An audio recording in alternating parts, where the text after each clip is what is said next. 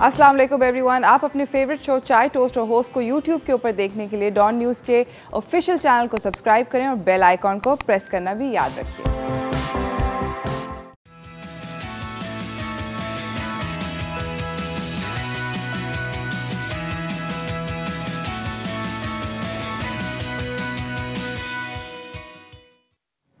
अस्सलामुअलैकुम and welcome to चाय toast और होस्ट। Good morning.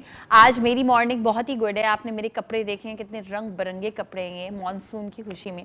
लेकिन खुशी भी साथ साथ आती है और खुशी के साथ जो है ना वो कुछ और भी आता है। वेल जनाब, मॉनसून का सीज़न है और मॉनसून के सीज़न में जितना हम खुश होते हैं पकौड़े खा के और देख कर के पूरा शहर पूरा मुल्क ऑलमोस्ट धुल चुका है, उतना ही ज़्यादा प्रॉब्लम हमें ये भी देख के होती है कि घरों में पानी आ जाता है। बहुत सारे लोग अच्छी जगहों पे रहने के बावजूद, कुछ ऐसी जगहों पे रहने के बावजूद जहां उन्होंने कभी सोचा नहीं होता कि बारिश का पानी आएगा, इस प्रॉब्लम को फेस करते हैं। अक्सर अमूमन देखा गया है कि खिड़कियों में से पानी आ जाता है, दरवाज़ों के नीचे से आ जाता है। इसके अलावा अगर पानी ना भी आए और बच्चे अगर बाहर खेलने के लिए गए हैं, वो जब अंदर वापस आते हैं तो बिल्कुल जो है ना वो एक मडी सी सिचुएशन हो जाती है। घर पूरा जो है ना वो मड से भर जाता है। और इसके अलावा जो है वो फ्लोर्स, अगर किसी के वुडन फ्लोर्स हैं उनको बड़ी प्रॉब्लम होती है। कारपेट्स अगर आपके घर में हैं, एक लंबा खर्चा हो जाता है। बारिश जो है वो जैसे ही आती है हम सारे प्रॉब्लम्स में फंस जाते हैं कि अच्छा अब कोई लंबा खर्चा ना आ जाए, किस तरह से जो है वो खुशी से बारिश को हम बना सके। बिकॉज ऑफ कोर्स थोड़ा स्ट्रक्चर किसी घर का अगर ऐसा है जो कि बहुत ज़्यादा बारिश प्रोन है तो अमूमन हम देखते हैं कि बस जो बच्चे होते हैं वो एंजॉय कर रहे होते हैं, जो घर वाले जो बड़े लोग होते हैं वो बेचारे परेशान होते हैं। तो हम आज के शो में आपके साथ शेयर करेंगे कुछ ऐसे तरीके, कुछ ऐसी रेमेडीज़ जो कि रेमेडी से ज़्यादा मैं कहूँगी कि प्रिवेंशन, कि अगर बारिश, आपको पता है कि जी बारिश होती है तो आपका घर अफेक्ट होता है, आपके आस पास के लोग अफेक्ट होते हैं, जगह अफेक्ट होती है। तो कौन कौन सी ऐसी चीज़ें हैं जो कि आप इनएक्सपेंसिव तरीके से अपने घरों पे अप्लाई कर सकते हैं और बारिश के बाद का जो पूरा एक सिनेरियो हो जाता है उससे बच सकते हैं। तो ये हम आपके साथ करेंगे शेयर। और जनाब बारिश की बात कर रहे हैं तो चलते हैं हमारी टॉप स्टोरीज़ की जानिब, जिसमें बारिश की पहली न्यूज़ है। तो let's go to the segment top stories.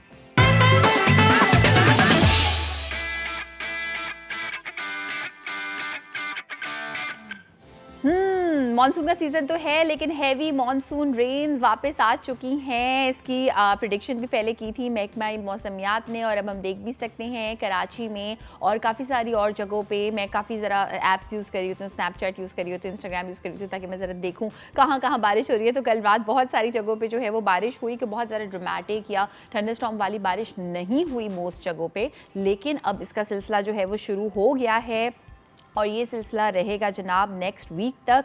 अब से स्टार्ट हो चुकी हैं मॉनसून की बारिशें। महकमा मौसमियात ने कहा है कि जनाब स्ट्रॉन्ग मॉनसून करंट्स आएंगे और सबसे पहले वो अफेक्ट करेंगे अपर और सेंट्रल पार्ट्स ऑफ कराची को और पाकिस्तान को बेसिकली। और 20 जुलाई से स्टार्ट हो जाएगी और तकरीबन जो है वो बाकी इलाकों में 21 जुलाई से स्टार्ट होगी, which is Thursday, which is actually today.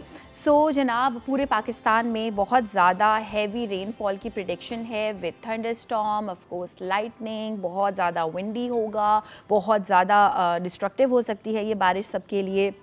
और इसके अलावा जो है वो कोई भी बचा हुआ नहीं है। Islamabad, Punjab, KPK, Azad Jammu and Kashmir, Gilgit Baltistan, यहाँ पे प्रेडिक्शन है 20 से लेके 26 जुलाई तक की तेज़ तरीन बारिश की। और इसके साथ साथ जो है वो हैवी रेनफॉल, हवा के साथ बहुत ज़्यादा, थंडरस्टॉर्म के साथ बलूचिस्तान में प्रेडिक्शन की गई है 22 से लेके 26 जुलाई तक।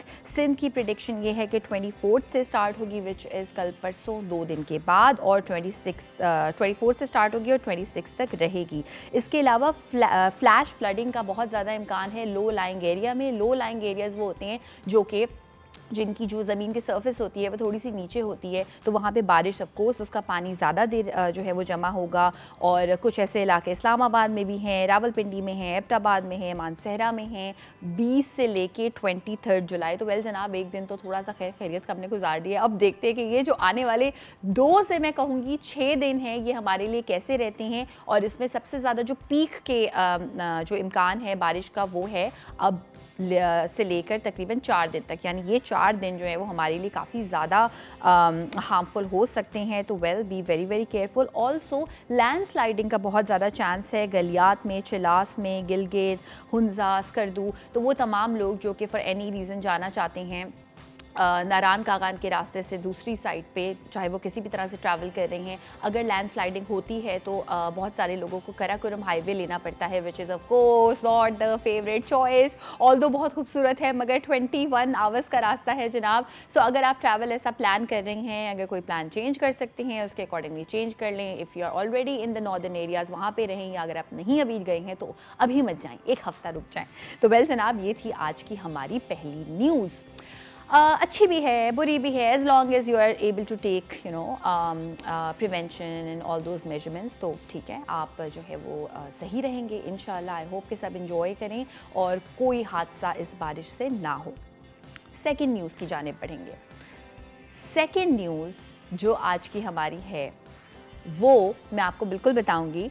और सेकंड न्यूज़ ये है कि जनाब अर्थक्वेक, आपको पता है कि एक ऐसी चीज़ है जो कि कहीं भी कभी भी हो सकता है, लेकिन गूगल ने एक ऐसी ऐप निकाली है, एक ऐसा अलर्ट सिस्टम निकाला है जो कि पहले उन जगहों पे उन्होंने लॉन्च किया जहाँ पे बहुत ज़्यादा चांस है अर्थक्वेक का, यानी कि ज़लज़ला आने का। और अब फाइनली ये पाकिस्तान में भी आ गई है ऐप, एंड्रॉयड पे आई थी लास्ट ईयर। और इसका जो फ़ायदा है वो ये है बेसिकली कि ये आपको अर्थक्वेक से कुछ सेकंड्स पहले नोटिफिकेशन देती है कि यहाँ पे अर्थक्वेक आने वाला है। अब अगर आप सोचेंगे जी कुछ सेकंड्स पहले का क्या फ़ायदा, या हमें कैसे पता चलेगा, the best thing about this app is कि ये दो किस्म की आपको नोटिफिकेशन और अलर्ट्स भेजती है। एक तो नोटिफिकेशन ये है इसकी कि जी लाइट किस्म का अर्थक्वेक आने वाला है, या बी रेडी, बी प्रिपेयर्ड। और दूसरी जो नोटिफिकेशन है वो ये है टेक एक्शन। अगर ये ऐप जो है वो आपके फ़ोन के थ्रू स्कैन करती है और आपको अलर्ट करती है कि कोई अर्थक्वेक बिल्कुल आने वाला है, तो आपके पूरे फ़ोन की स्क्रीन पे वो नोटिफिकेशन आ जाएगी और एक लाउड साउंड भी आएगी।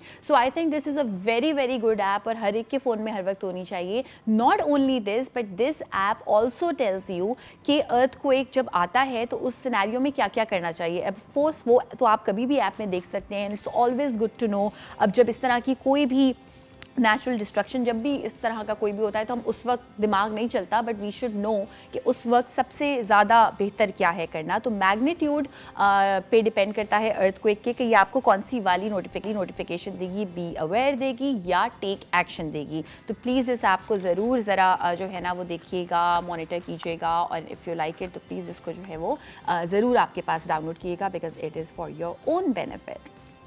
वेल जनाब, अब तीसरी news is actually a very good news.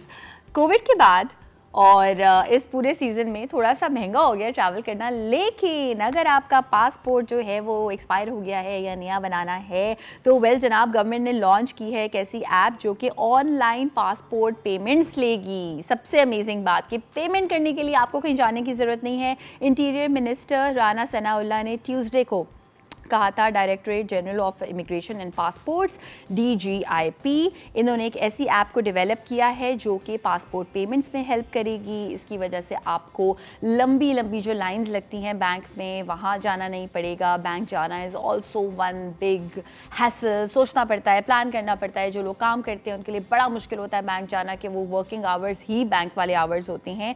So well जनाब, ये जो ऑनलाइन पेमेंट की ऐप है ये ऑपरेशनल हो जाएगी एंड ऑफ जुलाई से, यानी कि इस मंथ के अब ऑलमोस्ट एंड होने ही वाला है, तो ये ऑपरेशनल हो जाएगी। ज़रूर उसको चेकआउट कीजिएगा। और जो पेमेंट है वो आप कर सकते हैं डेबिट कार्ड से and credit card. How convenient is that.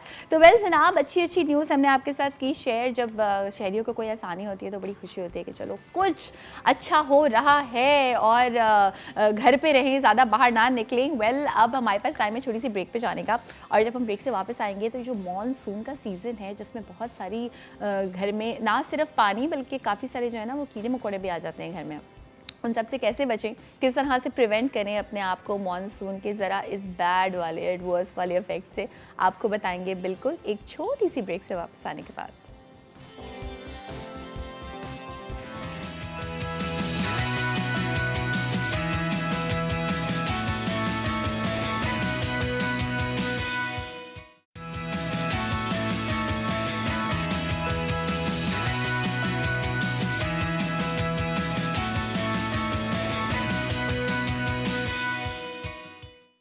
Welcome back. आज हम बात कर रहे हैं मॉनसून से रिलेटेड सेफ्टी की, प्रिकॉशन की। जो चीज़ें ख़राब हो जाती हैं उनको किस तरह से सही किया जा सकता है, क्या रेमेडीज़ हो सकती हैं, वेदर वी टॉक अबाउट खिड़की से पानी आ रहा है या दरवाजे से आ रहा है, सीलन हो जाती है, दीमक इन द लॉन्ग रन हो जाती है। सो इन सारी प्रॉब्लम से कैसे बचा जाए, क्या ऐसी एहतियाती तदाबीर की जाए मॉनसून के सीज़न में, आपको बिल्कुल बताएंगे हमारे इस सेगमेंट में जिसका नाम है हाउस होल्ड रेमेडीज़।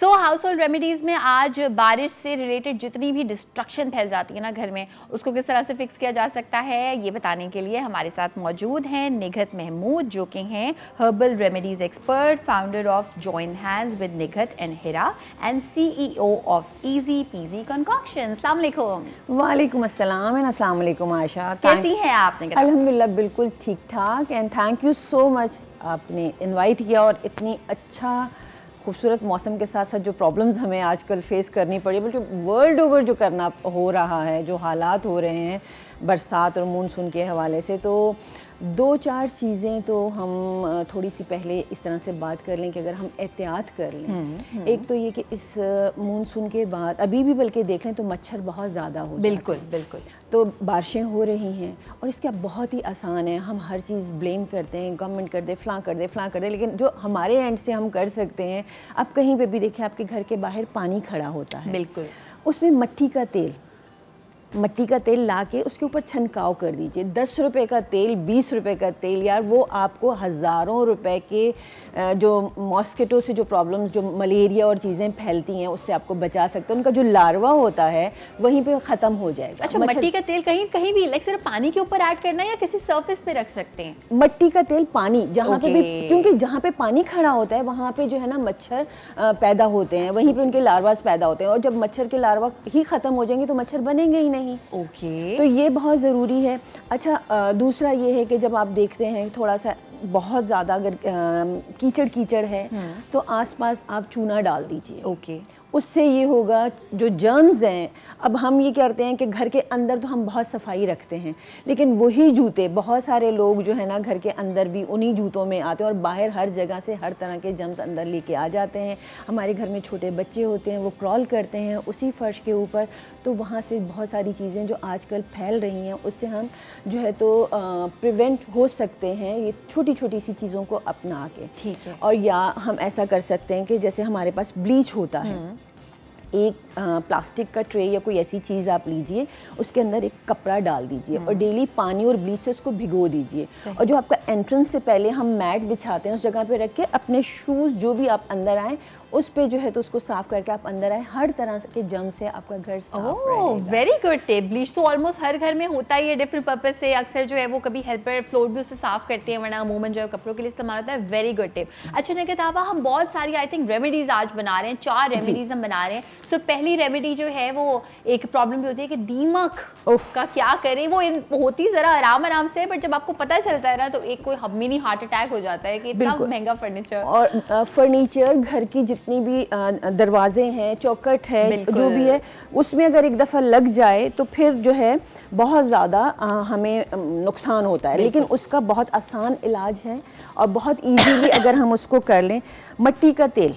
अच्छा, ये मुझे एक चीज़ कंफर्म कीजिएगा कि ये दीमक लगने से पहले का आप बता रही हैं कि ना लगे, या अगर लग गई है तो ये करें? दोनों में। अगर जैसे ही आप देखते हैं ना, अच्छा आप जैसे हम सुबह में कोई भी चेक रखते हैं हर चीज़ पे, अपने घर के हर चीज़ पे, इस तरह से बरसात के मौसम में आप अपने जितने भी दरवाजे चौखट्स होती हैं ना, उस पे चेक रखिए कि एक छोटी सी मट्टी अपेयर हो रही होती है, पतली सी लाइन, उसको उसी वक्त किसी भी चीज़ से स्क्रैच करके, और उसके अंदर उसका कीड़ा होता है दीमक का, ठीक है, उस पर मट्टी का तेल हमने, जैसे कि ये स्प्रे बॉटल है, इसमें डाला और उस पर आपने इसको आपने बिल्कुल जो है यहाँ पे अगर लगा हुआ है, जैसे ये हमारी वॉल है या कहीं पे कॉर्नर में दीमक शुरू हुई, इसको हमने सारा निकाला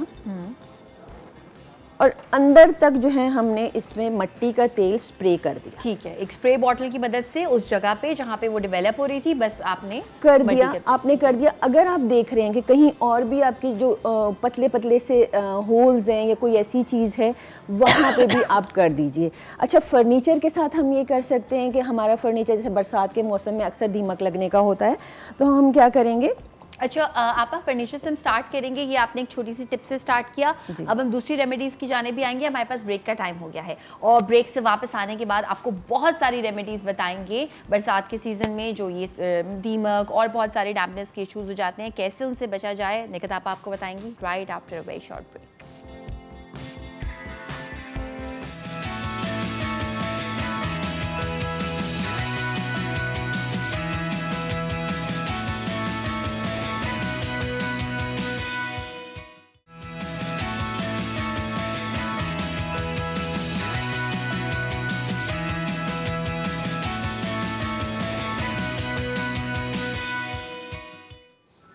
वेलकम बैक। दीमक पे हम बात कर रहे थे, जब दीवार में लगे तो आप क्या करें दरवाजे पे, और अब हम बात करें कि दीमक अगर फर्नीचर पे लग जाए। निगहत आपा हमारे साथ मौजूद हैं। तो निगहत आपा, जब फर्नीचर पे दीमक लग जाए तो फिर क्या करना चाहिए? फर्नीचर पे लग जाए या फर्नीचर पे लगने से पहले और प्लस फर्नीचर की पॉलिश के लिए भी, ये सारी चीज़ों के लिए।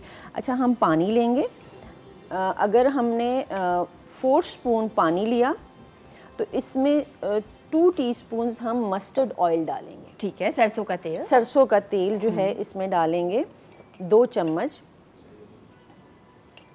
4 टेबलस्पून पानी, 2 खाने के चम्मच सरसों का तेल।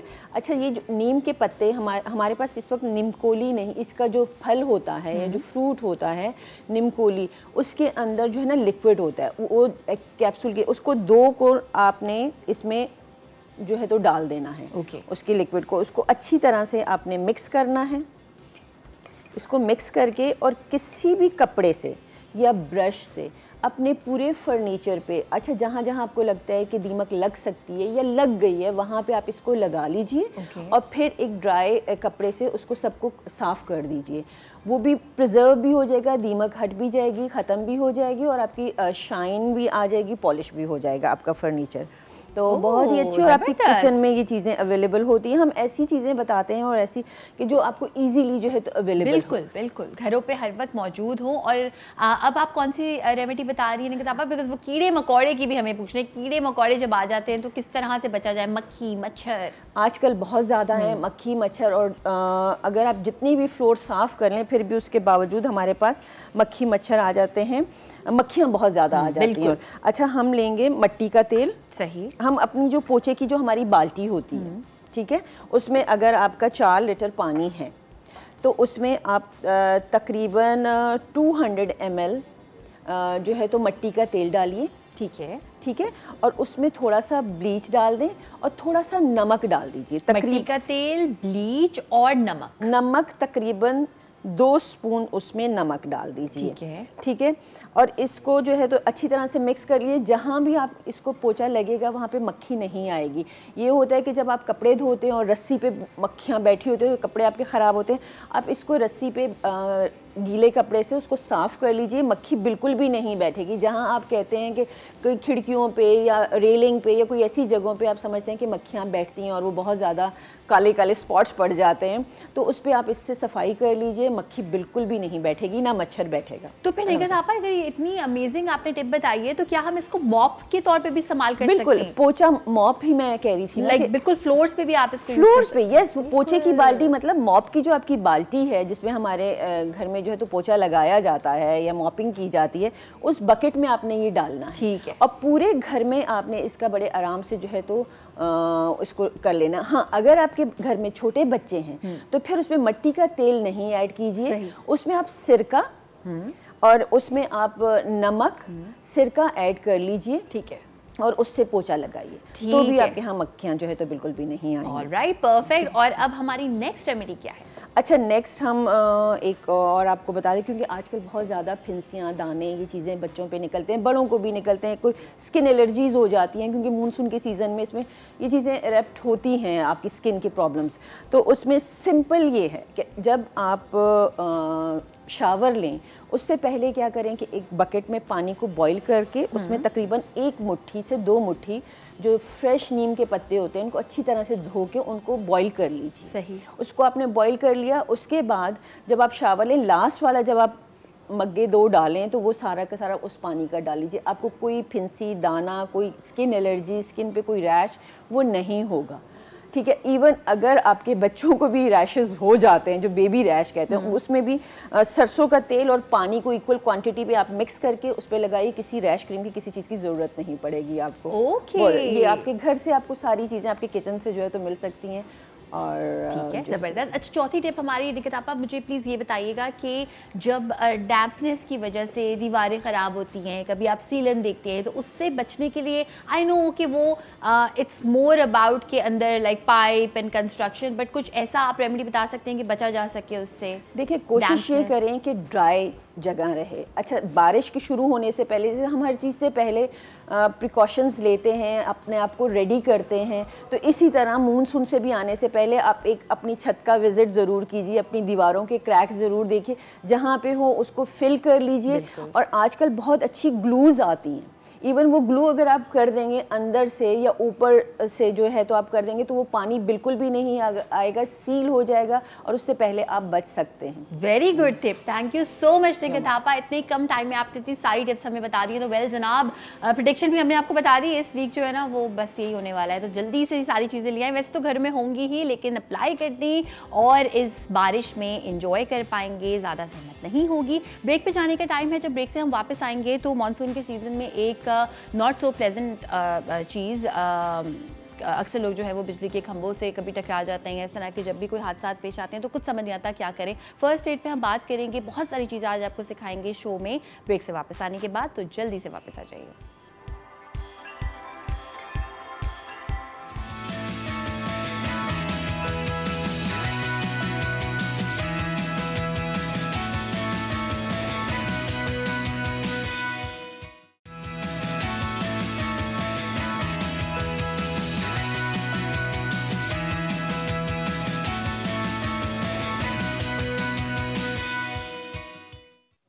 Welcome back. मॉनसून हैक्स पे, रेमेडीज़ पे, प्रिवेंशन पे हम बात कर रहे हैं। मॉनसून के सीज़न में बहुत सारे हादसा पेश आ सकते हैं। रोड पे जो है वो आप रहते हैं, आपको पता नहीं होता घर किस तरह से जाएं, उस तरह से जो है वो कंस्ट्रक्ट नहीं हुई हुई यहाँ पे चीज़ें, तो वो तमाम हादसा जिनसे अगर आपको थोड़ी सी अवेयरनेस हो, ट्रेनिंग आपको मिल जाए, आप किसी को बचा सकते हैं, खुद बच सकते हैं। हम आपको बताएंगे हमारे इस सेगमेंट में, जिसका नाम है मास्टर क्लास।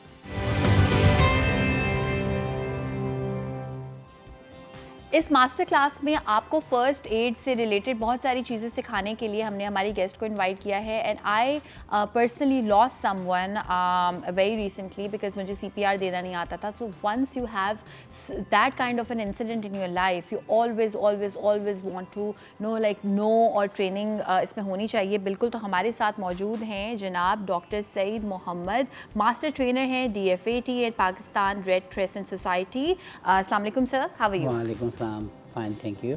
सर, मॉनसून के सीज़न पे हम बात कर रहे हैं। ऑफ कोर्स अभी प्रेडिक्शन भी है कि आने वाला जो एक वीक है it would be actually like really heavy rainfall, destructive.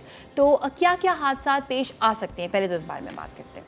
देखिए, इंसिडेंट्स तो कभी भी हो सकता है, वो ज़रूरी नहीं है कि मॉनसून हो तो ये इंसिडेंट्स हो और अदरवाइज इंसिडेंट्स नहीं होगा। एक्सीडेंट और हादसा कभी भी हो सकते हैं, लेकिन ये चीज़ें मॉनसून में बहुत ज़्यादा हो जाती हैं क्योंकि लोग अनअवेयर होते हैं, उन्हें मालूमात नहीं होती कि हादसे होने की सूरत में हम क्या कर सकते हैं। वो फॉल हो सकता है, करंट लग सकता है, अचानक पानी में वो गिर सकता है, डूब सकता है, सफोकेशन हो सकती है। बहुत सारे ऐसे मसले हैं जिससे एक मतलब हैज़िट मौजूद होता है, डिज़ास्टर्स में कन्वर्ट हो जाता है। तो इस सिलसिले में यकीनन हम बहुत सारी चीज़ों पे बात करेंगे कि लाइक अगर फ्रैक्चर हुआ तो क्या हुआ, लाइक अगर वो बेहोश हो गया तो क्या करेंगे, लाइक अगर उसने दिल सांस बंद हो गया तो क्या करेंगे, अगर वो बंद हो गया तो क्या करेंगे, अगर उनसे मेजर ब्लीडिंग हो रही है तो, क्योंकि ये छोटी छोटी चीज़ें होती हैं जो कि before arrival to doctor in hospital the casual expire, अगर वो एक्सपायर नहीं होता तो वो इतनी कॉम्प्लिकेशंस में चले जाते हैं कि एटलीस्ट 6 से 7 महीने से पहले वो बेड से नहीं उठ सकता। और ये एक छोटी सी गलती से होती है। अगर लोग अवेयर हो जाए कि in case of the emergency या फिर प्रिपरेशन ऑफ द डिज़ास्टर के हैजिट ना हो तो हादसा कभी नहीं होगा। अगर लोग अवेयर हो जाए, वो अपने घरों से हैजिट हटा दे, रोडों में ना हो, ऑफिस में ना हो, तो ये कोई भी किसी भी हादसे का शिकार नहीं हो सकता। बच्चे होते हैं छोटे, न्यूबॉर्न बेबी होते हैं, जो कि रूटीन में आपके लाइफ में ये काम कर रहे होते हैं। एक माँ जो कि अर्ली स्टेप, बहुत छोटी उम्र में शादी हो जाती है, उस लड़की को ये नहीं पता, उसको खुद को तमीज़ नहीं होती। शादियों में जब बेबी हो जाते हैं तो वे बेबी को हैंडल करते हुए उनकी मौत हो जाती है, वो बच्चा माजूर हो जाता है, तो इनको पता नहीं होता। तो ये छोटी छोटी चीज़ें होती हैं जो कि इनके लिए बहुत ज़्यादा इंपॉर्टेंट है, जिसमें हम न्यूबॉर्न बेबी के बारे में बताएंगे कि उसको चॉकिंग हो जाए तो क्या करें। अच्छा, एक माँ, पाकिस्तान में तकरीबन 70% औरत जो है बेबी को सोते सोते बेबी को अपने करीब करके उनको फीड करा देती है। वो बच्चे उस वक्त तक मौत में है जब तक उसके मुंह में माँ का फीडर है लेटे हुए। दूसरा, बहुत ख़तरनाक चीज़ होती है लेकिन हम उसे बहुत आसानी से लेते हैं, लेकिन अगर वो टेक्निकल स्किल्स आ जाए, और उसके लिए ज़रूरी नहीं कि वो शख्स पढ़ा लिखा हो, वो कोई भी शख्स हो, उसको सिर्फ स्किल्स आनी चाहिए और वो एक पूरी माशरे, पूरी बस्ती को बचा सकते हैं। हम कहते हैं कि अगर एक बंदा फर्स्ट एडर है तो उसको पूरी बस्ती में छोड़ दो, हम कहते हैं कोई प्रॉब्लम नहीं है, बिकॉज दे कैन मैनेज। उसके पास स्किल्स होते हैं डिज़ास्टर के दौरान काम करना, या एक्सीडेंट्स या इमरजेंसी के दौरान में हमने एक ज़िंदगी कैसे बचाने, तो इंशाल्लाह उस पर हम सब बिल्कुल बात करेंगे। अच्छा, मुझे ये बताइएगा कि हम डेमो आपको बहुत सारी चीज़ों का करके दिखाएंगे, लेकिन ये जो कोर्स है अभी जो आप सारी चीज़ें बताने वाले हैं, क्या कोई ऐसी जगह है जहाँ पर जाकर कोई भी इस कोर्स को ज्वाइन कर सकता है? देखिए, Pakistan red cross red crescent society 3 तलवार के ऊपर ऑफिस है। जो भी शख्स आना चाहे मोस्ट वेलकम। वो ये ना घबराएं कि मेरी एजुकेशन नहीं है, जो बिल्कुल अनपढ़ है वो भी आ सकते हैं, जो पढ़े लिखे हैं वो भी आ सकते हैं, इवन जो नहीं बोल सकते वो भी आ सकते हैं, जो न सुन सकते हैं न बोल सकते हैं वो भी आ सकते हैं, जो बिल्कुल अंधे हों, जिनको नजर ना आ रहा हो, यानी उनको भी हम फर्स्ट एबल्ड लोगों के लिए भी ये सहूलत है, आप जरूर जा सकते हैं कोर्सेज करने के लिए। अच्छा, अब वो हम आपको डेमो करके दिखाएंगे कि कौन सी सिचुएशन में किस तरह से आपने प्रिवेंट करना है किसी को। ब्रेक पे जाने का टाइम है, प्लीज़ आज का पूरा शो देखिएगा, इट्स वेरी इंपॉर्टेंट। आप किसी की ज़िंदगी बचा सकते हैं और आप जो है वो घर पे बैठे बैठे काफ़ी सारी मालूमात हासिल कर सकते हैं। हम आपसे मिलेंगे इस छोटी सी ब्रेक के बाद।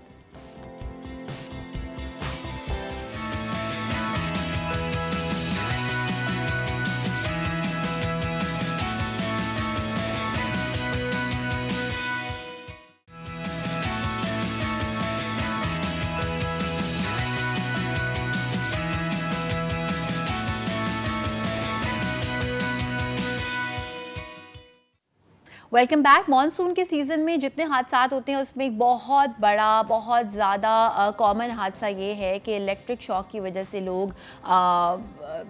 लोगों की डेथ हो जाती है। और ये भी होता है कि अगर वो किसी चीज़ को ऐसी को टच कर लें, ड्राई या फिर पानी के अंदर, जब आप रोड्स पे देखते हैं, जब बाइक्स पे लोग ट्रैवल कर रहे होते हैं। वेल, इस पे डिस्कस करने के लिए हमारे साथ एक और हमने गेस्ट को इनवाइट किया है जो कि फर्स्ट एडर हैं, ट्रेन स्काउट हैं, अली सुहेब हमारे साथ हैं। अस्सलाम वालेकुम अली। अली, हम वैसे तो बहुत सारी चीज़ों के बारे में बात करेंगे, लेकिन इलेक्ट्रिक शॉक के बारे में क्योंकि अब अभी बात कर रहे हैं, आपको हम ज़रा डेमो भी आपसे कराएंगे, तो मैं चाहूँगी कि आप थोड़ा सा बताएं कि इलेक्ट्रिक शॉक लगे उससे बचने के लिए क्या क्या हम कर सकते हैं, डूज एंड डोंट्स। देखें, सबसे पहले तो आपको अगर मालूम है कि यहाँ पर करंट है तो पहले तो आपकी प्रिकॉशंस में है कि आप वहाँ जाएं ही ना। ठीक है। अगर आपको लग जाता है या आप किसी शख्स को देखते हैं कि इसको करंट लग गया है तो आप खुद से उसको टच नहीं करेंगे, आप किसी और चीज़ से, जैसा कपड़ा यूज़ कर सकते हैं, लकड़ी वगैरह इस्तेमाल कर सकते हैं। लकड़ी और कपड़ा इस्तेमाल कर सकते हैं, ओके। क्योंकि ये कंडक्टर नहीं होते, आप इससे जो है वो उसको खींच सकते हैं वहाँ से। ठीक है सर, प्लीज़ आप, मैं चाहूँगी कि पूरी देखिए, बहुत इम्पॉर्टेंट है 3 लफ्ज़। अगर एक इंसान 3 लफ्ज़ सीख जाए तो वो किसी सूरत में दुनिया के किसी फील्ड में वो घिर नहीं सकता। पहला है असेसमेंट, दूसरा है प्लानिंग, तीसरा है इम्प्लीमेंट। जायज़ा लेना, तैयारी करना और अमल करना। सबसे पहले तो जहाँ पे मानसून शुरू हुआ तो हमारे ब्रेन में घंटी बजनी चाहिए कि कभी भी इलेक्ट्रिकली कोई मसला हो सकता है। तो हम जायज़ा लें कि ये जगह हमारी खड़े होने का, चलने का, गुजरने का या उसके साथ टच होने का है या नहीं है। क्योंकि लोग अनअवेयर होते हैं, उनको कोई पता नहीं होता। इवन इन हालात में लोग खुशी से कंबे लगे हुए हैं, पानी में वो भरे हुए हैं, उनकी कोशिश होती है कि वो पानी में घूमे, इंजॉय करते हैं। तो प्रॉब्लम ये है कि जहाँ पे इलेक्ट्रिसिटी है उस पानी के तो बिल्कुल भी करीब ना हो जाए। कब क्या हो जाए ये कोई पता नहीं। तीसरी हमारी एक बात होती है कि हमारी आदत होती है कि हम कहीं भी जाएं तो हाथ ज़रूर टच करेंगे। इवन अगर आप सीढ़ियों पे भी जाते हैं तो आप चलते फिरते हैं, आपके पाँव में कोई मसला नहीं है, तब भी आप उसको रेलिंग के ऊपर हाथ रखेंगे। बिल्कुल। इसी तरह टेक लगाने की आदत होती है कि वो बारिश में खंभे के साथ टेक लगा देते। सही। करंट एक बहुत ख़तरनाक चीज़ है, ठीक है, और बंदे को जिसकी इम्यूनिटी पावर कम है वो तो बहुत तेज़ी के साथ कोलैप्स होकर चला जाता है। सही। अभी कुछ अरसे पहले इंसिडेंट्स आपने देखा, वो कुलीग भी जो थे वो भी ये बता रहे थे कि 3 बाइक पे जो लड़के थे उन्होंने वो जैसे पानी में अनबैलेंस हुआ, जब उन्होंने पानी नीचे रखा उसको करंट लगा, वो ट्रांसफ़र हो गया और तीनों की उन्होंने पाँव नीचे रखा और वो उस बिजली के खंभे से थोड़ा दूर थे, वो टच भी नहीं कर रहे थे, मगर पानी के अंदर तो करंट था। इसी तरह कुछ अरसे पहले पानी की मोटर लगी हुई थी और पानी का टैंक बना हुआ था जो कि कंस्ट्रक्शन हो रही थी, उसके लिए वो पानी का टैंक भरा हुआ था। वो जो मोटर की तार थी वो कहीं पानी में लगी हुई थी। लड़का जैसी जंप कर गया नहाने के लिए, 22 साल नौजवान था, उसको पानी के अंदर करंट था, उसकी वहीं के वहीं मौत हो गई। सर ऐसी कितनी सारी स्टोरीज हम देखते हैं और सुनते हैं, और अब टाइम है एक डेमो करके दिखाने का आपको कि अगर इलेक्ट्रिक शॉक की सिचुएशन, आप पहले मुझे एक्सप्लेन कीजिएगा कौन सी वाली सिचुएशन आप कह रहे हैं और उसमें किस तरह से थोड़ा सा प्रिवेंट हो सकता है, बचा जा सकता है। सो अली, आपसे रिक्वेस्ट करेंगे कि प्लीज़ आप पहले मैं थोड़ा सा ब्रीफ कर दूं कि जब इलेक्ट्रिक शॉक लगता है तो बंदा या तो फ्रैक्चर होगा या ब्लीडिंग होगी, लेकिन कुछ लोग एकदम से बेहोश हो जाते। सही। याद रखिएगा, एक गोली लगा हुआ बंदा, एक के टांग कटी हुई बंदा, एक का पेट कटा हुआ बंदा, एक जला हुआ बंदा, एक जहर पिया हुआ बंदा, एक डूबा हुआ बंदा जल्दी नहीं मरेगा। वाहिद बेहोश बंदा 4 से 6 मिनट में मरेगा। ओके। और सबसे ज़्यादा खतरनाक बेहोश बंदा है जो 4 से 6 मिनट में मरेगा। इवन गोली लगी हुई हो तो 4 से 6 मिनट में नहीं मरेगा, जहर पियो 4 से 6 मिनट में मरेगा, टांग कटी हुई 4 से, वाहिद बंदा बेहोश है जो 4 से 6 मिनट में मरेगा। अनकॉन्शियस होना is a dangerous sign. So sir अभी जो हम डेमो करके दिखा रहे हैं, उस डेमो में हम ये बताएंगे कि बेहोश बंदा, पहले तो ये बताऊं कि हमारे माशरे में बेहोश बंदे के साथ करते क्या हैं। बिल्कुल मैं चाहूंगी डेमो इसलिए स्टार्ट हो जाए ताकि हमारे पास वक्त की कमी ना हो और हम डिटेल से आपको दिखा सकें। बेहोश अली अभी हो रहे हैं एंड इसमें हम देखेंगे कि हमारे माशरे में क्या करते हैं कि बेहोश बंदे का फ़ौरन उठाने की कोशिश करते हैं या कुछ ना कुछ उसके मुंह में डालने की कोशिश करते हैं। सबसे पहले हम क्या करते हैं, बिंगा पाकिस्तानी, चाहे हम डॉक्टर हो, इंजीनियर हो, टीचर हो, बैंक वाला हो, सब्जी वाला हो, चौकीदार हो, हमारा एक ही काम है। सबसे पहले हमने ये देखना है कि ये बंदा होश में है, ये बेहोश है। हम रिस्पॉन्स चेक करते हैं। हमारे यहाँ पे रिस्पांस का तरीका क्या है, अरे भाई साहब क्या हो गया क्या हो गया क्या हो गया क्या हो गया, फौरन उठाने की कोशिश करेंगे।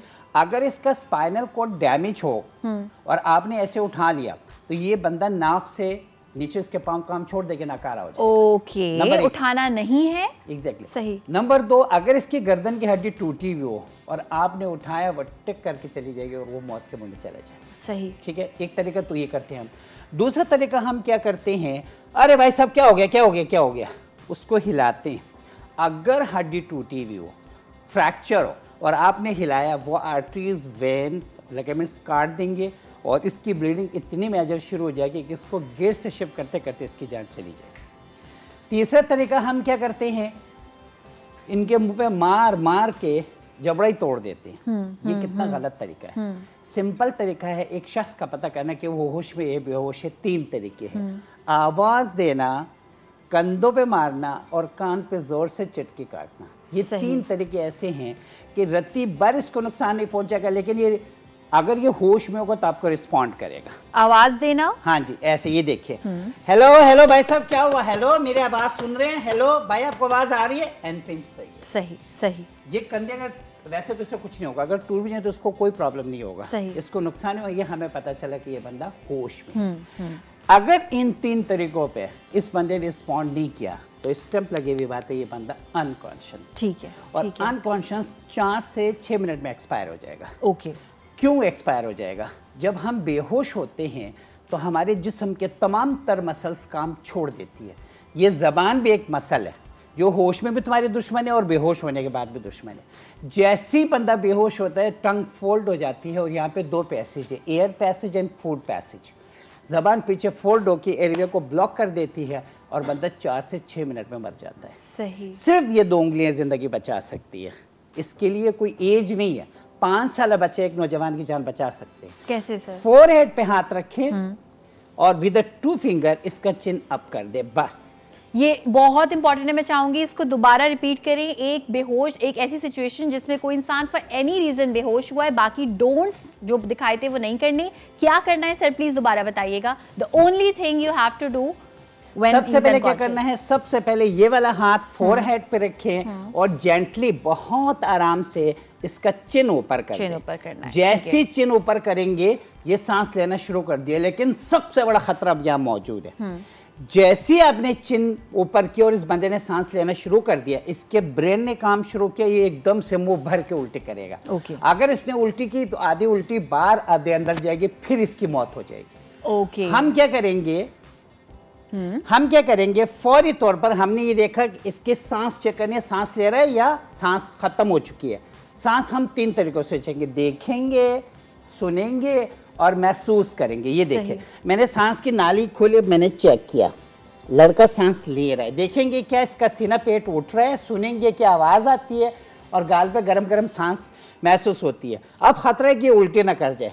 फौरी तौर पे हम एक ऐसी पोजीशन बनाएंगे कि सांस की नाली खुली रहे और अगर उल्टी आई तो साइड पे गिरे, से कहते हैं रिकवरी या हालात बहाली। ये देखिए, सबसे पहले मैंने इसका हाथ यहाँ रखा, ये वाला, दूसरे हाथ का उल्टा साइड चिन के नीचे रखना है। जैसे आप छोड़ेंगे तो इस लड़के का हाथ नीचे गिर जाएगा। ये देखिए, बेहोश है ना ये। आपने क्या करना है, यहाँ रख के अब सर वाले हाथ को चिन ऊपर रखना है और साथ इस लड़के की टांग सीधी करनी है और साथ ही आपने इसको टर्न करना है। ये देखें, ये हुआ, ये ब्लॉक हो गया।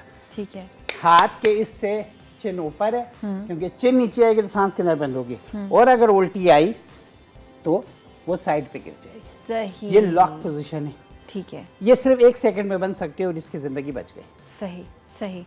ये इस तरह के चीज़ों को मैनेज किया जाता है जब बंदा बेहोश हो जाए, चाहे वो इलेक्ट्रिक शॉक से हो, चाहे वो किसी और चीज से हो। अली वापस आ गए होश में, कांग्रेचुलेशंस अली, प्लीज आप अपने सोफा वापस आते। Thank you so much sir.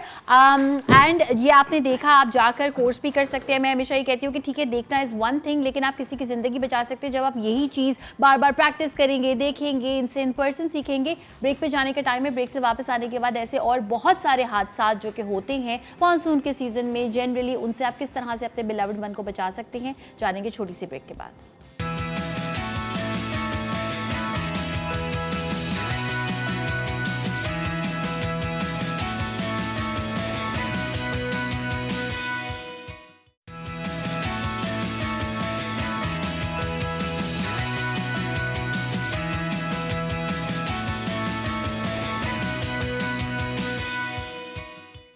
Welcome back. Master trainer हमारे साथ मौजूद हैं डॉक्टर सईद मोहम्मद और इसके साथ साथ first adder and train scout मौजूद हैं अली सुहेब। अच्छा, सो ब्रेक पे जाने से पहले हमने आपको दिखाया कि किस तरह से जब कोई फेंट होता है क्या करना होता है। CPR का वर्ड हम बहुत इस्तेमाल करते हैं और हम अक्सर जो है वो कहते हैं कि इसको CPR दे दें तो उसकी जान बच जाएगी, मगर CPR है क्या सर? मैं चाहूँगी आप एक्सप्लेन करें, उसके बाद फिर हम डेमो भी करेंगे। जी, CPR का मतलब है, C से मतलब है कार्डिक, P से मतलब है पल्मोनरी और R से रिससिटेशन, यानी जो दिल और सांस अल्लाह ताला चलाता था वो दिल और सांस मसनूई तौर पे भी चला जा सकता है जब अचानक बंद हो जाए। CPR हर बंदे का नहीं होता। पता चले मैंने यहाँ बता दिया, लोगों ने सीखा और जनाजे खड़े करते कब्रिस्तान से पहले कि आइए हम वो करें जो हमने टीवी में देखा। ऐसा नहीं होता। जिस शख्स की सडनली अचानक दिल और सांस बंद हो जाए उसका हम CPR करेंगे। और CPR का लोगों ने एक क्राइटेरिया बनाया कि नहीं जी ये डॉक्टर कर सकता है, ये नर्स कर सकती है, ये पैरामेडिक, नहीं, ज़रूरी नहीं है। अगर आप गुड ट्रेनिंग और स्किल्स ले लें, हर शख्स CPR कर सकते हैं और एक ज़िंदगी बचा सकते हैं। रिसेंटली एक हस्बैंड एंड वाइफ जो समंदर में एक पानी में डूबते हुए वो भी तफरीह के लिए गए थे, तो उन्होंने एक 5 साल बच्चे की ज़िंदगी बचाई और CPR करके। CPR किस बंदे को दिया जाता है? जिसका दिल और सांस अचानक रुक जाए। अभी हम करंट की बात कर रहे थे। करंट जब लगता है तो इस शख्स को सडनली दिल और सांस बंद हो सकता है। अगर दिल और सांस बंद हो जाए तो हम कैसे करेंगे? यहाँ 3 तरह की कैटेगरीज हैं। एक बड़ा आदमी मर्द औरत, एक लड़की लड़का और एक दूध पीता बच्ची और बच्चा, तीनों का मुख्तलिफ। तीनों का CPR मुख्तलिफ। क्योंकि अगर आपने ज़रा सी भी गलती कर दी तो उससे उसकी जान नहीं जाएगी, आपके गलत CPR देने से उसकी जान जा सकती है। तो इन्फेंट का अलग है, चाइल्ड का अलग है और एडल्ट का अलग है। इस वक्त जो हम बात करेंगे डमी हमारे पास चाइल्ड की है, लेकिन हम इस पे दिखाएंगे एडल्ट सीपीआर। ठीक है, एडल्ट सीपीआर हम कर रहे हैं, हम चाहेंगे यहाँ स्टार्ट कर दें। अगर हमारे पास बीच में ब्रेक आएगी, हम आपको तीनों करके दिखाएंगे so that you are able to distinguish adult CPR किस तरह से होगा। सबसे पहले ये देखिए कि दिल और सांस को चलाना है तो हम इसका सीपीआर कैसे करेंगे। बड़े आदमी के लिए दोनों हाथ इस्तेमाल होते हैं कि उसका सीना दोनों हाथ से दबाएंगे। सीना कितना दबना चाहिए? सीना 2 से 2.5 इंच दबना चाहिए। इससे अगर कम या ज्यादा होगा दोनों नुकसान देंगे। यानी 5 to 6 सेंटीमीटर होने चाहिए, 2.5 इंच होने चाहिए। दोनों हम हाथ इस्तेमाल करेंगे और इसको डायरेक्ट हम सीना दबाएंगे। सीना कहाँ दबाना है, हाथ कहाँ रखना है? पता चला आपने पेट में हाथ रखा या गलत जगह हाथ रखा, जैसे ही आप हाथ रखेंगे उसकी पसलियां तोड़ देंगे। तो जगह क्या है? ये जो आपका जी पॉइंट है, यानी वो जो नरम हेड जिसको हम कहते हैं, इसके ऊपर अगर 2 उंगली रखेंगे उसके बाद जो जगह बचती है तो हाथ की ये वाली जगह वहां रखनी है। और रखनी कैसी है?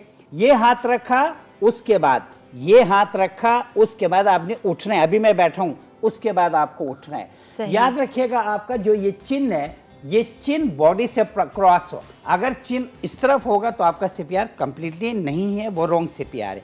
कैसे करेंगे? ये हाथ रखा, ये और उठा, एंड देन आपने इसको रेगुलर करना है। 1 2 3 4 5 6 7 8 9 10 11 12 13 14 15 16 17 18 19 20 21 22 23 24 25 29 30।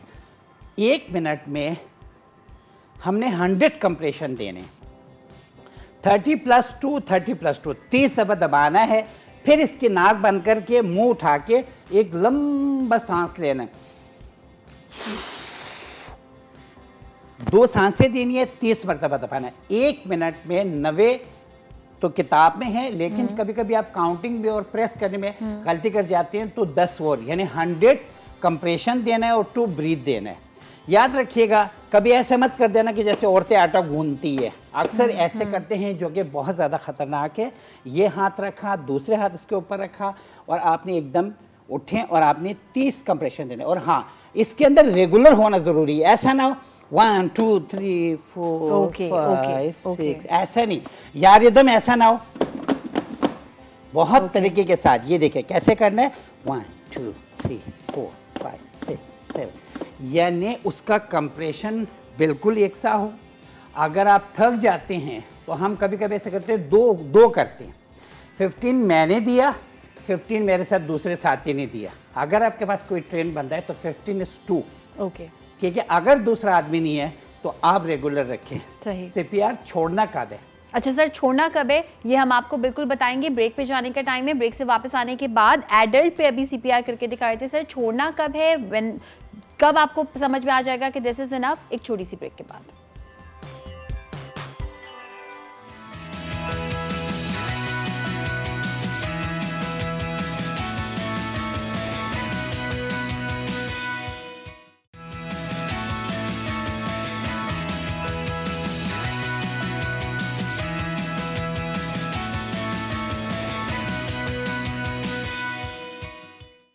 वेलकम बैक, आ चुके हैं वापस और सीपीआर आपको करके दिखा रहे थे। एडल्ट का किस सिचुएशन में कर सकते हैं वो भी बताया सर ने, और यहाँ पे इन्होंने करके दिखा दिया था। अगर आपसे मिस हो गया हो तो यूट्यूब पे जब हमारा शो आएगा तो ज़रूर देख लीजिएगा वो वाला सेगमेंट। अब हम यहाँ से स्टार्ट करेंगे सर कि when do we know it's enough, कब हम सीपीआर करना रोक दें? बिल्कुल देखिए, जब भी हम सीपीआर करते हैं तो at what time we stop the CPR. CPR आप कब रोकेंगे? जब आप थक जाएं, आपकी ज़िंदगी से भड़के नहीं है। हम कहते हैं जब भी आप फर्स्ट एड देते हैं, फर्स्ट प्रायोरिटी आपकी अपनी सेल्फ है, सेल्फ सेफ्टी। जब आप थक जाएं छोड़ दें, नंबर 1। नंबर 2, आपसे बेहतर शख्स आ जाए। लेट्स सपोज आपसे प्यार करी थी, मैं आपसे बेहतर हूँ, तो आप मेरे लिए छोड़ दें। बिल्कुल सही। या फिर ये रिवर्स हो जाए, बंदा रिवर्स हुआ, दिल और सांस उसकी वापस आ गई, तब आप सीपीआर छोड़ेंगे। या डॉक्टर जब तक आप डिक्लेयर ना कर दे कि इसकी डेथ हो गई, आप इसको सीपीआर की ज़रूरत नहीं है, उस वक्त तक आप इनको छोड़ नहीं सकते। टिल सीपीआर जारी रहेगा जब तक ये हॉस्पिटल ना पहुंचे। सही। अब हम बात करेंगे कि अगर चाइल्ड का अचानक दिलो सांस बंद हो गया तो क्या करेंगे।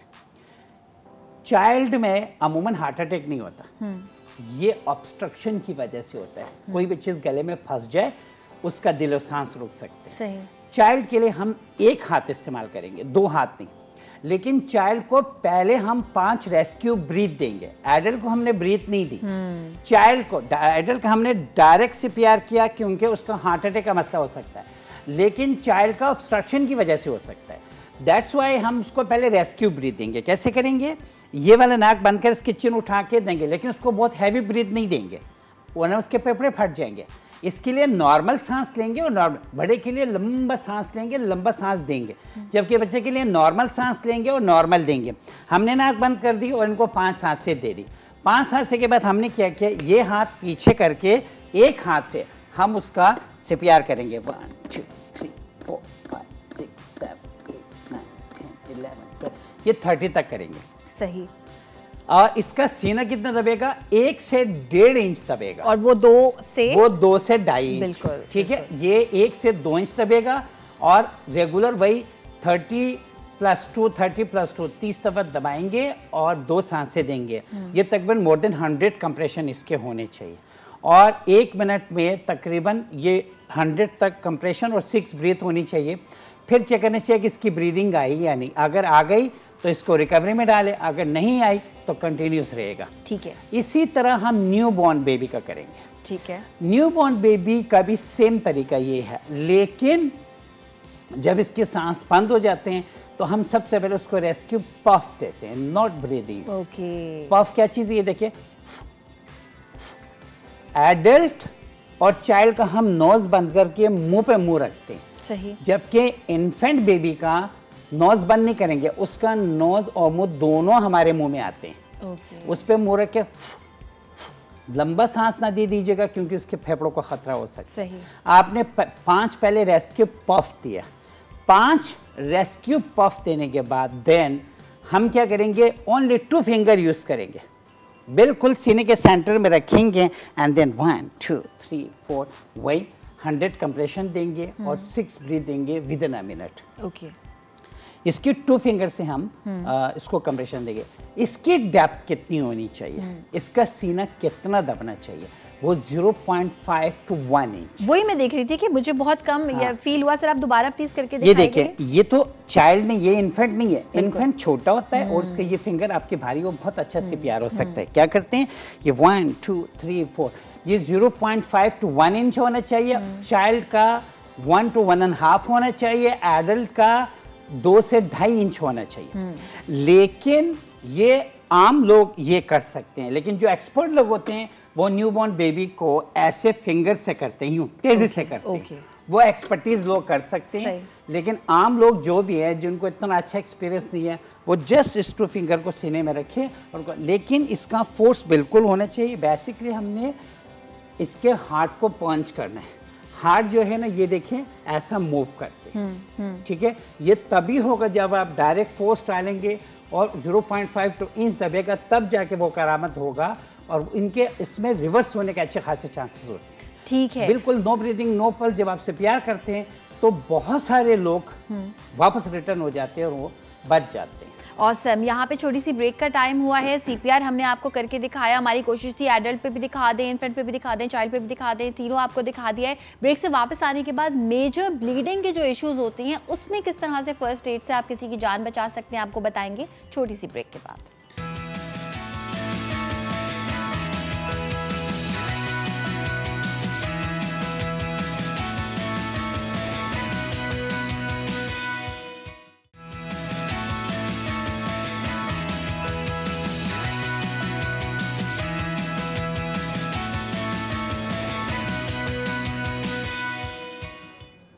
जी वेलकम बैक। अब हम बात करेंगे, आपको हमने डिफरेंट CPR भी करके दिखाया, इसके अलावा जो है वो हमने और भी आपको फर्स्ट एड वाली चीज़ें बताई। अब बात आएगी मेजर ब्लीडिंग की। जब मेजर ब्लीडिंग होती है, मैं अली से जानना चाहूँगी, अली ये बताइएगा कि मेजर ब्लीडिंग के आपने जब सीखा उसके बाद किसी चीज़ पे आपने अप्लाई किया, किसी की जान बचाई, क्या प्रोसीजर था? बिल्कुल, रिसेंटली बहुत सारे रोड एक्सीडेंट्स वगैरह में मैंने उसको किया और अभी रिसेंटली जो कराची यूनिवर्सिटी प्रीमिसेस में ब्लास्ट हुआ था उसमें जो चाइनीज़ थे उनकी भी मेजर ब्लीडिंग हुई थी, बहुत ज़्यादा ब्लड उनका बह रहा था। तो उसमें हम इस तरह से करते हैं कि मैंने उन्हें एलिवेट कर दिया था, उनकी बॉडी को कंप्रेस करके उनका खून हमने रोक दिया था और ये जो ट्रायंगुलर बैंडेज है इसी तरह की बैंडेज थी, वो उसके सर के ऊपर मैंने बांधी बहुत ज़्यादा प्रेशर से और उसके बाद हमने फिर उसको ट्रांसपोर्ट किया था। किसी भी इंसान के अंदर जो है वो 4 से 6 लीटर ब्लड होता है, उसमें से अगर 1.5 लीटर उसका शॉक वो लॉस कर जाए तो वो शॉक में चले जाता है। ये चीज़ मैंने अपनी ट्रेनिंग में सीखी थी। सही। और जब वहाँ पर ये हुआ था तो मुझे ये चीज़ मालूम थी, तो मैंने फ़ौरन से उसकी सबसे पहले उसकी जो मेजर ब्लीडिंग हो रही थी उसको रोका और उसे फ़ौरन हमने हॉस्पिटल ट्रांसपोर्ट किया था। सर प्लीज़ आप बताइएगा कि ये जो आप बैंडेज अभी दिखा रहे थे, मुझे ब्रेक में भी बता रहे थे, क्या क्या कर सकती है मेजर ब्लीडिंग में? देखें, प्रॉब्लम पहले तो ये है कि ब्लीडिंग 2 तरह की होती है, एक इंटरनल और एक एक्सटर्नल। एक्सटर्नल ब्लीडिंग सबको नज़र आ जाती है। 99% जो डेथ होती है वो सिर्फ इंटरनल ब्लीडिंग की वजह से होती है, जिसमें हमारे 80% डॉक्टर्स को नहीं पता है, जो कि इवन इमरजेंसी में काम करने वाले डॉक्टर हैं उनको नहीं पता कि what about the sign and symptom of internal bleeding, अंदरूनी खून की क्या निशानी है। जब इंसान इंटरनल ब्लीडिंग करता है और एक बंदे में 4 to 6 लीटर ब्लड होता है, और ये हर बंदे में 4 से 6 नहीं होता, क्या हम कहें कि नहीं जी हर बंदे में। एक बंदे से अगर 1.5 लीटर चले जाए तो वो शॉक में जाएगा, ये उसकी मौत होगी। लेकिन जिस बंदे के अंदर ऑलरेडी ही 4 से 6 लीटर नहीं है तो वो तो 5 लीटर पे भी मर जाएगा। सो इंटरनल ब्लीडिंग के क्या साइन है कि सबसे पहले उसका कलर चेंज हो जाएगा, नंबर 1 उसका मुंह और होंठ खुश्क होने लगेंगे और ठंडे पसीने या जिस्म ठंडा हो जाएगा, लेथार्जिक हो जाएगा और उसको हार्ट बीट रैपिड हो जाएगी। These are sign symptom of internal bleeding. जब कोई बंदा किसी हादसे का शिकार हो जाए और आपको ये साइन उस इंसान में नज़र आए तो आप फौरी तौर पे समझे कि the person have a internal bleeding and rush to the hospital and manage, क्योंकि जब ये हॉस्पिटल पहुंचेगा तो डॉक्टर उसको मैनेज करेगा। रही ये पट्टी, देखें ये ट्रायंगुलर बैंडेज कहलाता है और ये एक ऐसी बैंडेज है कि दुनिया का ऐसा कोई ज़ख्मी नहीं है जिससे ये मैं मैनेज ना कर सकूँ। इससे हम हर तरह की कैजुअलिटी को मैनेज कर सकते हैं, इसको ख़रीदने की ज़रूरत नहीं है। आपके जो मदर एंड सिस्टर के बड़े चादर हैं उससे बना सकते हैं, बेड शीट से बना सकते हैं, ये बारीक पर्दे जो हैं उससे बनाएं और घर में रखें। इवन कि बेड शीट के लंबे लंबे रोल वाले बैंडेज भी बना सकते हैं, उनको ज़ाया ना करें, एंड टाइम पे ये चीज़ें काम आती है। अच्छा सर, हमारे पास यहाँ क्योंकि टाइम की कमी है तो मैं ये बात मेंशन करना चाहूँगी कि वो तमाम लोग जिन्होंने आज का पूरा शो देखा है या ये वाला सेगमेंट देखा है, आपके घर में कोई तो एक ऐसा इंसान होगा, अगर सब नहीं भी ट्रेनिंग हासिल कर सकते तो कोई एक ऐसा बच्चा बच्ची जिसको शौक हो लोगों की ज़िंदगी बचाने का, किसी के लिए कुछ करने का, तो प्लीज़ हर घर से अगर मैं कहती हूँ कि एक इंसान भी जाके ट्रेनिंग हासिल कर आए। और हमें आपको करके दिखानी थी लेकिन वक्त की कमी की वजह से हम आपको मेजर ब्लीडिंग कैसे रोकते हैं, नॉट इंटरनल, वो करके दिखानी थी, वो नहीं कर पाए, it's okay. But thank you so much sir, बहुत बहुत शुक्रिया अली, आपका बहुत बहुत शुक्रिया। आपने हमें इतनी सारी चीज़ें घर पर बैठे बैठे सिखा दी हैं। If you are interested you can go to this place and you can get all your trainings from here and you can actually save somebody's life। And मैं दोबारा से बता देती हूँ कि पाकिस्तान रेड क्रेसेंट सोसाइटी है इसका नाम, आप यहाँ जा सकते हैं। मास्टर ट्रेनर हैं, ट्रेनर्स और भी हैं आपके पास? ठीक है, 4-5 ट्रेनर्स हैं, तो उनसे आप ये सारी ट्रेनिंग्स हासिल कर सकते हैं और इवेंचुअली किसी की जान बचा सकते हैं। आज का शो प्लीज़ ज़रा सीरियसली लीजिएगा एंड आई होप कि आप अल्लाह करे किसी के लिए ज़रिया बने एक ज़िंदगी बचाने का, एक ज़िंदगी सेव करने का। अपना बहुत सारा ख्याल रखिएगा। कल होगी आपसे मुलाकात एक डिफरेंट टॉपिक के साथ। कल तक के लिए अल्लाह हाफ़िज़।